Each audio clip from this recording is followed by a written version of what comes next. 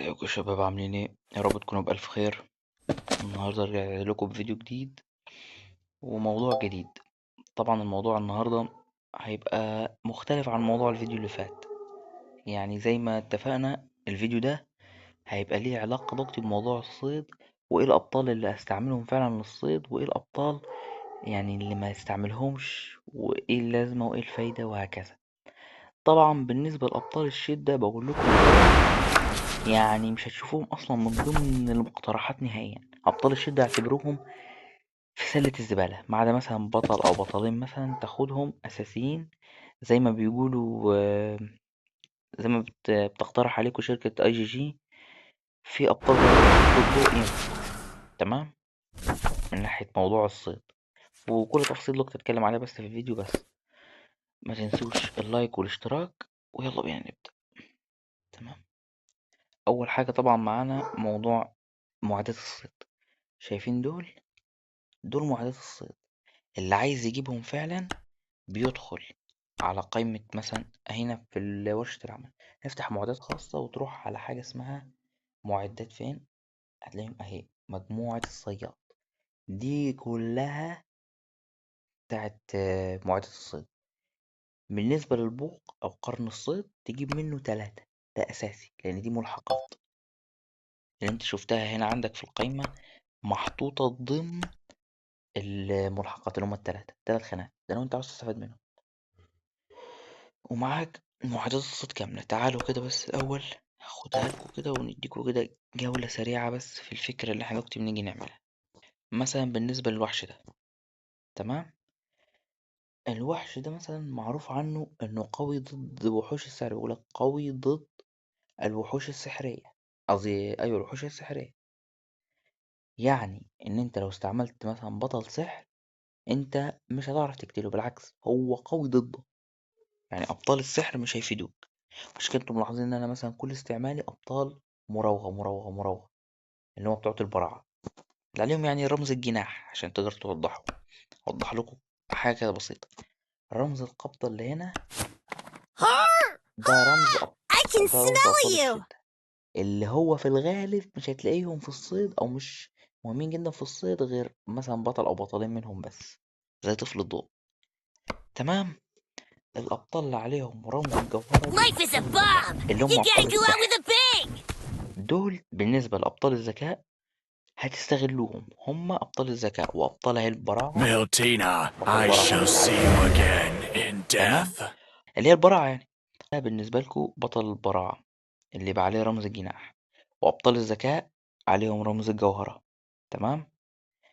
دلوقتي مثلا أنا وليكن كان الوحش اللي قدامي ده مثلا وليكن جناح التلج، نفس الكلام مثلا. تمام. جناح التلج وحش بيستخدم مثلا نوع سحر، يعني هجوم سحري وقوي ضد أبطال السحر. تمام. احنا اتفقنا ناخد ان هو قوي ضد أبطال السحر. مين اللي ينفع بقى غير السحر؟ كده نستبعد كل أبطال السحر عشان نقدر نهزمه. مفيش عندنا غير مين؟ أبطال البراعة، لأن احنا زي ما احنا قلنا الشدة ارموهم في الزبالة، اعتبروهم مش موجودين. تمام. ومش بكلام الشركة اللي هو مثلا يقول لك اختار البطل فلان وفلان وفلان وفلان وفلان، دول مثلا هتلعب بيهم بس في الصيد. مثلا بالنسبة لأبطال السحر، مثلا البطل ده مثلا تختار له الأبطال دول. لأ، الموضوع ده اعتبروه مستبعد من دماغك. التعامل بشكل أساسي في الصيد إن أنت تختار النوع الوحش البطل، قصدي نوع البطل اللي عندك لازم يكون مثلا مكونتر نوع الوحش اللي هتهاجمه.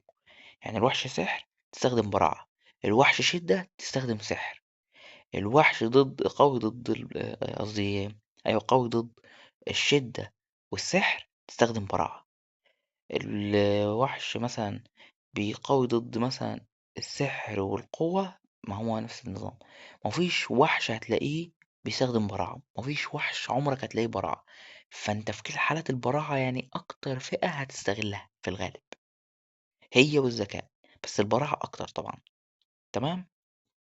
ده انا اديتكم كده مثال عملي، ولكن هروح اطلع بس اتاكد من موضوع الوحوش. اهو الوحوش موجودة. دلوقتي مثلا جبنا التنين، مكتوب لك نوع الضرر بتاعه ايه؟ سحر. وقوة الضرر بيقولك دفاع السحر مرتفع، دفاع سحري مرتفع. هو في كل الحالات نوعه انت عاوز تهاجمه تستعمل عليه وحوش من فئة البراعة.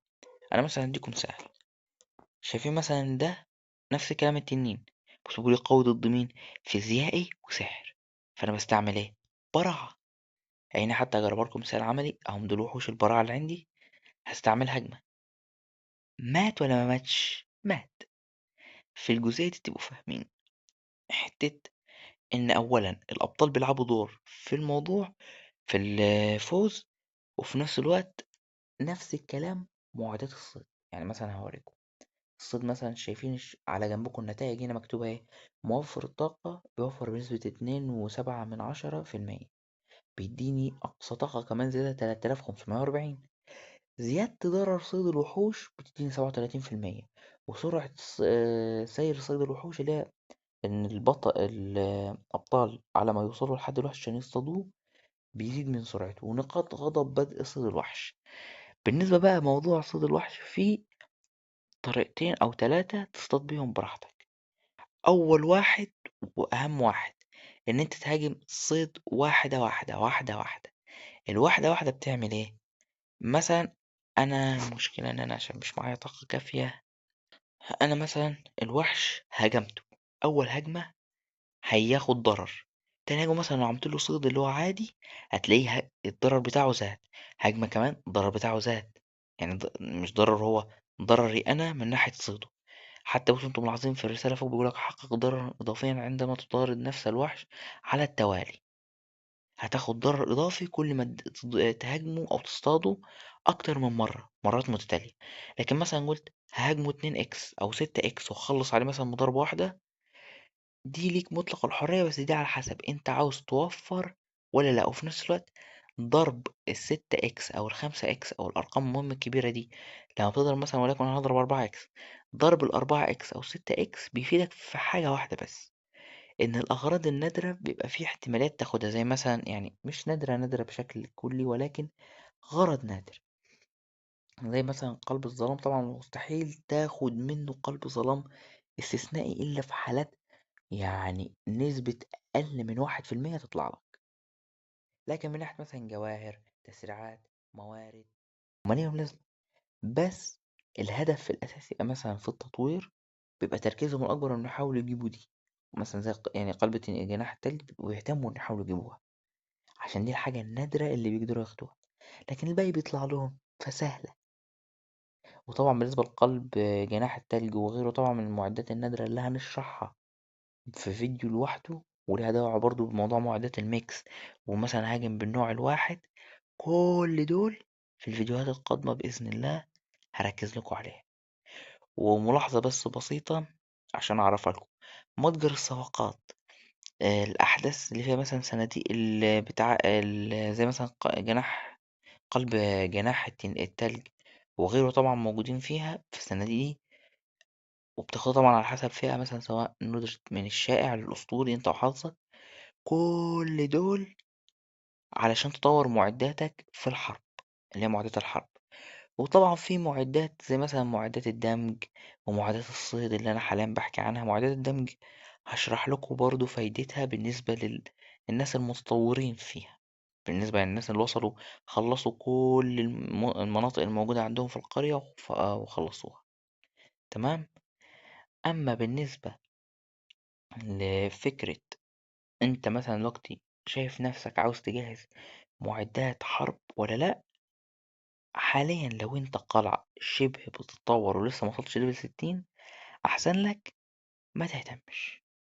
هو طبعا المفروض العكس، تهتم، بس لحد ما اشرح الأول عنها فيديو، بحيث انت تفهم أكتر ايه المهم وايه اللي مش مهم، ايه اللي اقدر اطوره ايه اللي ما اطورهوش، ايه اللي حاليا ممكن لازم اطوره عشان اوصل بيه فعلا اللي انا عاوزه وايه اللي لأ.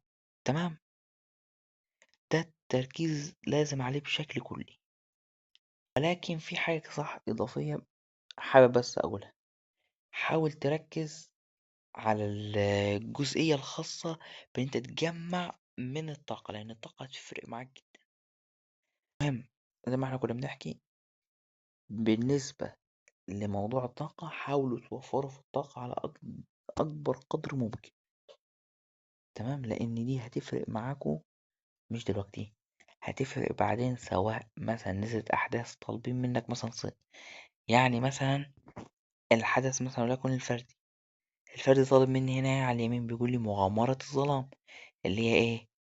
القبو المظلم اللي موجود. انا بسميه قبو مظلم، لكن هو طبعا دي مغارة الظلام اللي هي دي. انا فتحتها. مغارة الظلام فايدتها فين؟ ممكن تطلع بيها بموارد تفيدك، واوقات تطلع بيها بحاجات ممكن ما تفيدكش. ولكن انا بنصح الغالبية يجمعوا النجوم المجد بتاعتها، ويوفروا منها بشكل كبير، لان هتفرق معاهم لان اوقات بيطلب منك زي ما طالب اهو في الفرد هنا، ان لازم نوصل في مغارة الظلام تلعب بص، كل هجمة عادية بتاخد عليها 200 نقطة بالنسبة لدي.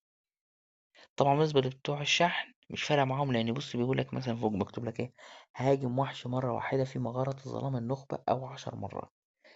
مغارة ظلام النخبة من صعوبتها، انت عشان تقدر تفتحها محتاج تدفع 100 دولار. طبعا فاهمين 100 دولار يعني كمان ايه؟ بالمصري 5000 جنيه. فأدفع 5000 جنيه عشان بس أفتح مغارة ظلام، وآخد طبعا مفتاح الهدايا اللي طبعا ليه معلومات. كل طبعا دي حاجات بعيدة يعني إن حد دلوقتي يهتم ليها بالنسبة ليكوا، وبالنسبة لي اللي مش بيشحن عموما. تمام. وبس، أتمنى بس إن بقى أفيدكوا، وإن يعني ما طولتش عليكم النهاردة، وأتمنى يعني إن أحاول أفيدكوا حتى لو ببسيط. وبس أتمنى إن يعني تستمتعوا بالفيديو، متنسوش لايك، اشتراك. كان معاكو جيمنج هيرو يوتيوب. أشوفكوا على خير. سلام.